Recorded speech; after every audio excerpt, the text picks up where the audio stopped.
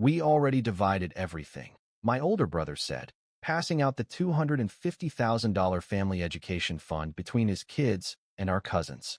You weren't invited for a reason. The family banker cleared his throat. But he's the only one who ever contributed. The room fell silent. It felt like a punch to the gut. I stood there, just inside the living room of my late parents' house, the walls still covered in faded family portraits, birthdays, graduations, holidays where I'd been the one taking the photos while everyone else smiled. And now they had divided everything, without me. Hold on, I said, forcing my voice to stay calm. You mean you held a meeting about Dad's fund, the one I contributed to for the last 15 years, and didn't even invite me? My brother Paul didn't even flinch. He just kept flipping through a manila folder like he was discussing a quarterly report instead of dismantling my life. We didn't think you'd care, he said flatly. You don't have kids.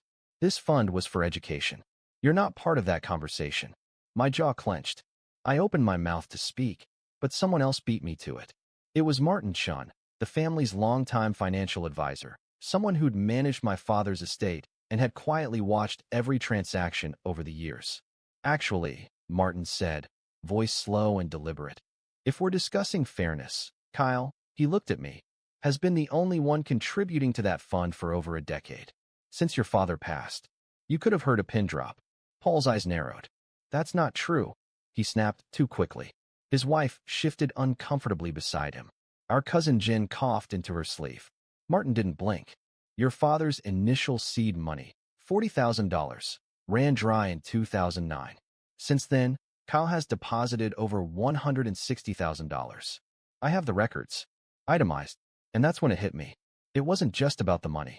It was about the story they told themselves, that I was the fringe sibling, the quiet one without a family, the one who didn't matter. And without me knowing, they'd turned my contributions into some shared pot they all thought they were entitled to. Paul slammed the folder shut. Well, maybe we should reconsider. Don't bother, I said. My voice came out steady, colder than I expected. I know exactly where I stand now. I turned to leave, not waiting for a reply. Behind me, silence rippled like static. I didn't need to look back to know. The foundation they stood on had just cracked. I never asked to be the responsible one. It just happened that way. When Dad passed, I was the one who handled the funeral arrangements. When Mom's health declined, I made the calls, paid the bills, sat beside her hospital bed while the rest of them texted, keep us updated. Paul didn't even show up until the wake was over. Said the flights were expensive. Said he couldn't take more time off work. Said his kids needed him. And yet somehow, I'm the one who doesn't have a family. What they always ignore is that I could have had one, if I hadn't spent my 30s patching the holes in theirs. I started contributing to the family education fund back in 2010. My cousin Jen had just gotten divorced, 3 kids under 10, and no clue how she'd get them through school. Dad was still around then, and he'd asked me, casually, over coffee, if I'd consider pitching in. You make good money, Kyle, he said. It would be a safety net. Just in case. I said yes, because back then, I still believed in just in case. Back then, I thought family meant something. After Dad died, I kept it going. Quietly. Automatically. I'd wire funds to the family trust every month, never asking where it was going. Paul never thanked me. Neither did anyone else. But I figured, it's not about gratitude. It's about doing what's right. The fund paid for Paul's daughter's private school tuition, $12,000 a year. It paid for Jen's oldest son's college deposit. It even helped cover Paul's emergency mortgage payment once. Just until the bonus clears, he said. That bonus must have gotten lost in the mail, because I never saw a cent returned. I was working 60-hour weeks back then, living in a studio apartment while Paul bought a Tesla and posted vacation pics from Turks and Caicos. And still, I kept paying. Why? Because they always made it seem like I should. Like that was my role. The uncle without children. The free one. The guy with no obligations. So clearly, everyone else's obligations must be mine. It wasn't until last Christmas that things really started to unravel. Paul called me a week before the holidays. Hey, we're doing dinner at Jen's this year, he said. Same as last time. I wasn't invited last time, I said. He paused. Well, yeah. I mean, it's mostly for the kids. You know, family stuff. Am I not family? He laughed, like I just told a joke. You know what I mean. It's just easier this way. That was the first crack. The second came when I noticed that the education fund statements had stopped arriving. I logged into the shared account and found the balance at nearly zero, $4,216 left. I'd put in over $160,000. Where had it gone? I called Martin, the family's financial guy, the one Dad had trusted.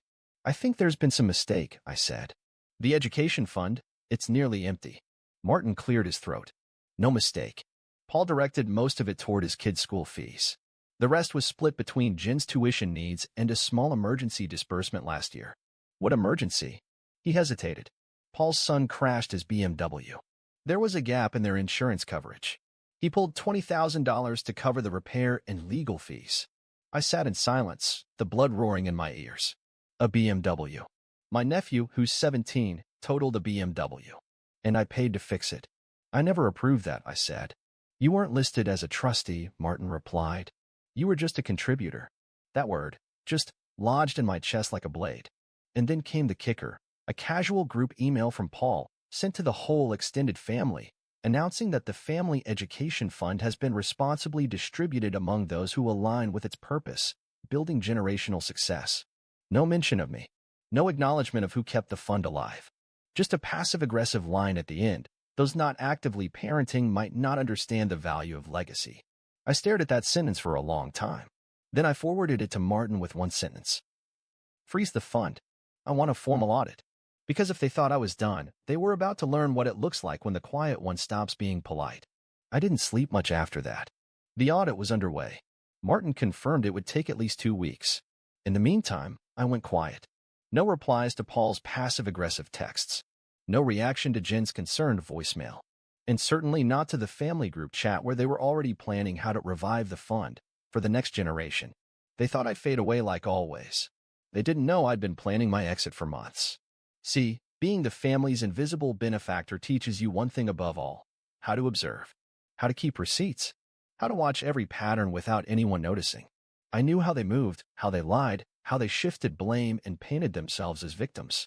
And I was done playing along. I waited until the audit was finished before I made my move. Martin called me first. I'll never forget the tone of his voice, the kind of grim professionalism reserved for legal disasters and betrayal. You're going to want to see this yourself, he said. Come to the office.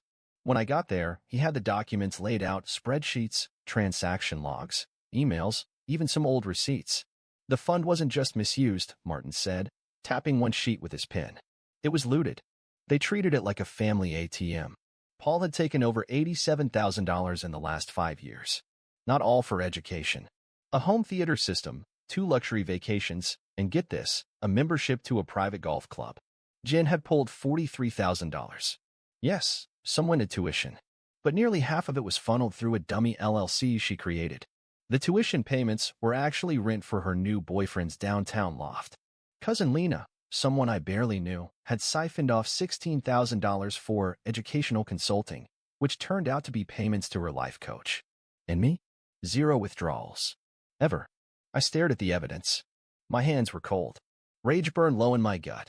Not explosive, no, not anymore. Controlled. Directed. Like a slow, inevitable fuse. Martin leaned forward. You have legal options. Especially since you weren't listed as a beneficiary, only a donor. If you want to pursue recovery, Al. I do. But I wasn't stopping there. 3 days later, I arrived at Paul's house. It was Saturday afternoon. Sunny, calm. The kind of day you'd use for a barbecue, which, fittingly, was exactly what they were doing. Balloons in the backyard. Laughter. The sizzle of meat on the grill. Dozens of cousins and in-laws. All of them in on it. All of them with their hands in the fund at some point, directly or indirectly. I waited until Paul stepped away from the grill to grab a beer from the cooler. That's when I walked in. He froze when he saw me. Conversations died around us. Kyle, he said slowly. You weren't invited. I said. Yeah. I got that message loud and clear. Jen appeared beside him, wine glass in hand. Look, if this is about the fund. It is, I cut her off. And the lawyer I've hired to sue all of you would really appreciate if you didn't say anything self-incriminating right now. Dead silence. What? Paul snapped. You're suing us? Yep. He laughed. That panicked, ugly kind of laugh. You're seriously going to throw your family under the bus over money? It's not about the money, I said. It's about accountability. There were serious irregularities in how the fund was used, misrepresentations, missing records, and unauthorized decisions. Martin has documented everything. You're bluffing, Jin hissed, face flushing red. Nope, I said, holding up my phone. Want me to read you the part where you claimed rent on a property you don't even live in? Paul lunged toward me. You can't do this. You're family, I said. Funny how that only matters when you need something from me. My voice was calm. That's what made it worse. I wasn't yelling. I wasn't crying. I was done. I'm freezing all remaining assets tied to the education fund, I continued. Your kids' tuitions? Not covered. Your emergency buffer? Gone. And by the way, you'll be receiving letters of demand within the week. Full repayment. Interest included. Someone gasped. Probably Aunt Claire. Jen stepped forward. This is insane. Do you know what this will do to us? Do you know what you did to me? I said. I turned toward the crowd. The rest of the family. The ones who stood by. Who looked away. Who whispered behind closed doors about how Kyle was too serious, too single, too generous for his own good. You all let this happen, I said. You took my silence as permission. You thought I wouldn't notice. That I'd just keep giving. Well, here's your notice. The bank is closed. I turned and walked away, leaving behind the stunned faces, the awkward whispers, the burning meat forgotten on the grill. They thought I would crawl away quietly, like I always did. That I'd mutter some hurt words, maybe cut off contact for a few months, and then come slinking back at Thanksgiving with a bottle of wine and a forced smile. That was the pattern. But this time, there was no pattern left to repeat. This time, I walked away and didn't look back, and I made sure every single person who ever cashed in on my silence watched the truth unravel. The audit was the match. Martin's final report hit like a bomb. It didn't just expose the theft. It named names, detailed accounts, attached email printouts, and bank transfers. You could see it. You could track the betrayal line by line. There were no misunderstandings. No room for spin. Just cold math. Paul, $87,462.34 tuition, luxury travel, even 2 season tickets to the Lakers. Paid in full by the same fund he claimed I had no stake in. Jen, $43,000 tuition assistance for her kids that somehow included Botox treatments, a Peloton subscription, and brand consulting for her lifestyle blog that hadn't posted since 2018. Lena, $16,700, supposedly STEM curriculum development for a nonprofit that didn't exist on paper. Martin called the address listed. It was a bakery. Total damage, over $150,000. Total contributions from anyone else? $0. I stared at that report for a long time. Then I poured a whiskey, opened my laptop, and started writing letters. Not emails. Letters. To the fund administrator. To the state ethics board. To my lawyer. And finally, to every person who ever benefited from that fund without even bothering to ask where the money came from. I wasn't asking for apologies. I was coming for reparations. The first to crack was Lena. She called me crying. Big, dramatic sobs. Claimed she didn't know it was that bad, that she thought Martin had told me about the extra withdrawals. That it was just temporary. I was going to pay it back, she whimpered. You never even said thank you, I replied. That shut her up. I told her flat out. Settle or see me in court. She caved within a week. Signed the repayment agreement, agreed to public acknowledgement, wired $5,000 as a first installment. It wasn't about the money. It was about her name in writing, admitting what she'd done. Then I went for Paul and Jen. I didn't contact them directly. I let the lawsuit do the talking. They were served on the same day, one in the driveway of his overpriced rental, the other at her favorite yoga studio. I heard Jen screamed at the process server. Paul tried to offer him a beer. Classic. The public fallout was glorious. Paul lost his job within 2 weeks. His company couldn't have someone on payroll facing financial fraud charges, even if it was just family stuff. He tried spinning the story on LinkedIn, posting some pathetic reflection about the importance of transparency and legacy planning. At PDA asked about embezzlement workshop. His wife found out about the Cabo affair buried in the audit. He'd charged the whole thing to the fund, right down to the champagne and spa treatments. She filed for divorce immediately.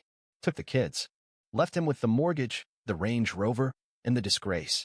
I drove by his house 2 months later, foreclosure sign on the lawn. Place looked like a ghost town. Jen went down slower, but harder. She tried to spin the narrative, as always. Started posting family first quotes on Instagram. Turned off comments. But the Whisper Network did its job. Parents at her kids' school found out. Her blog partners ghosted her. She showed up at a PDA meeting and someone asked, dead serious, if she'd teach a workshop on how to embezzle from your own relatives. That one made the rounds fast. She called me one night. Blocked number. I know you hate me, she said. No, I replied. I just finally see you. Silence. Do you even care what this has done to my kids? Oh, now we're worried about consequences? Click. The ripple effects were nuclear. Family gatherings? Cancelled. Grandma tried hosting Easter. Only 3 people showed up. Cousins picked sides. Aunts fell into awkward silence. The group chat died. Nobody knew how to talk without tripping over guilt or alliances. Me? I sat on my balcony with a drink and watched the empire of entitlement crumble. One by one, they showed their true faces. Paul sent a letter through his lawyer begging for discretion. Jen tried guilt. You're turning your back on blood. Lena offered to mediate between us. And Tyler, Paul's son, was the only one who actually meant what he said when he wrote, I'm sorry. I didn't know. I replied to him, and only him. Meanwhile, I rebuilt my life from the ashes. I quit my job, took a break, traveled. Not a soul knew where I was for 3 months. No texts, no calls, no favors. I went to Iceland, then Croatia, then a cabin in Canada where I chopped my own wood and didn't hear another human voice for 5 straight days. Peace wasn't what I thought it would be. It wasn't quiet or empty. It was full of all the pieces of myself I had abandoned to keep everyone else afloat. I started painting again, something I hadn't done since college. Sold my first piece at a gallery in Portland. Guy asked what it was called.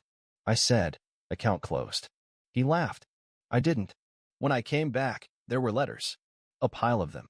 Jen's kids, Lena's boyfriend, Paul's ex, all asking for versions of the same thing. Can we start over? No, we can't. Because I did start over alone. And it's better this way. I don't miss the drama. I don't miss the guilt. I don't miss being the financial punching bag of a family that treated me like a debit card with a heartbeat. I miss nothing. And the best part? They know it. They know that without me, the guy they never invited to the table, the whole machine stopped running. The illusion shattered. And in the ruins, they saw what I'd known all along. I was the foundation. I was the fuel. And now, I'm the one who finally lit the truth. It's been 1 year, 3 months, and 17 days since I walked away from the family that only saw me as a walking deposit slip. And every single day since, I've felt more alive than I ever did being their silent savior. People think closure is a conversation, that it's a final phone call, an apology, some emotional climax where both sides cry and agree to be better. That's a lie. Closure is never mutual. Closure is what you give yourself when you stop bleeding for people who sharpen the knives behind your back. It's that first deep breath in a room no one else controls. It's looking in the mirror and finally recognizing the man who used to disappear so others could shine. And I don't disappear anymore. These days, I live in silence, not the suffocating kind I used to feel at family dinners, where I bit my tongue while they joked about Kyle the bachelor uncle, but real, soul-healing silence. The kind that sits with you at sunrise and doesn't ask you for anything. My home is small, clean, paid for.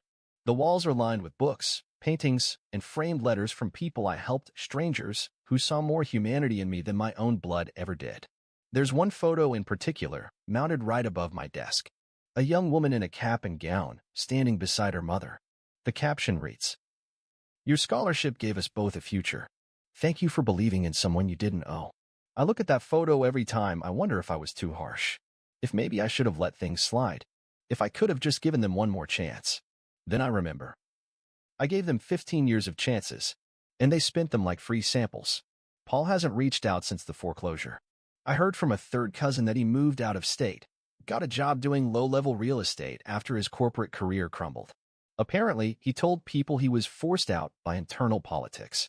Never mentioned the lawsuit, or the trust fund, or the brother he robbed blind. That's fine. Let him rewrite the story however he needs to sleep at night. Because me? I sleep like a rock. Jen emailed me last month. Not to apologize, but to check in. That was the subject line. Just checking in. No acknowledgement of the wreckage she left. No mention of the Botox charged to a children's education fund. Just a soft, manipulative, hope you're doing well. Things have been hard. We should catch up. I read it twice, then archived it forever. Because people like Jen don't change. They just wait. Wait for your anger to cool, for your memory to blur, for your boundaries to loosen. They wait for you to get lonely enough to invite the poison back in. But I'm not lonely. I'm free. And freedom feels a lot better than forgiveness ever did. Sometimes I wonder what they tell people about me now. That I lost my mind. That I turned my back on family. That I let money ruin everything. Let them talk. Let them twist it into whatever helps them sleep at night. Because the truth isn't theirs to narrate anymore. I own my story now. And in my story, the villain wasn't greed. It wasn't conflict. It wasn't miscommunication. It was entitlement. Theirs, and my willingness to tolerate it. To the rest of the world, I'm just a guy in a cabin by a lake. They don't know I was the financial backbone of 3 households. That I buried dreams so others could chase theirs. That I handed out lifelines to people who never learned how to swim because they were too busy floating on me. They don't know that the quietest one in the room sometimes holds the most rage. And when he finally speaks, he doesn't yell. He lets the truth speak. Closure isn't peace. It's power. The power to say, no more explanations. No more loans.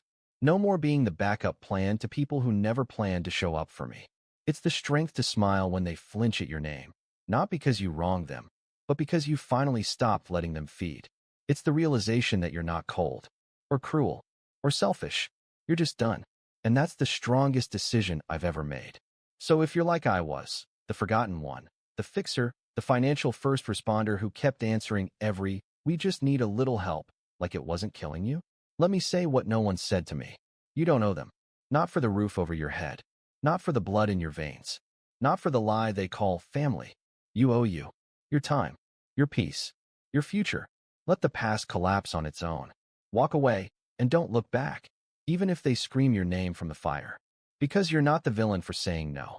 You're the survivor who finally said enough.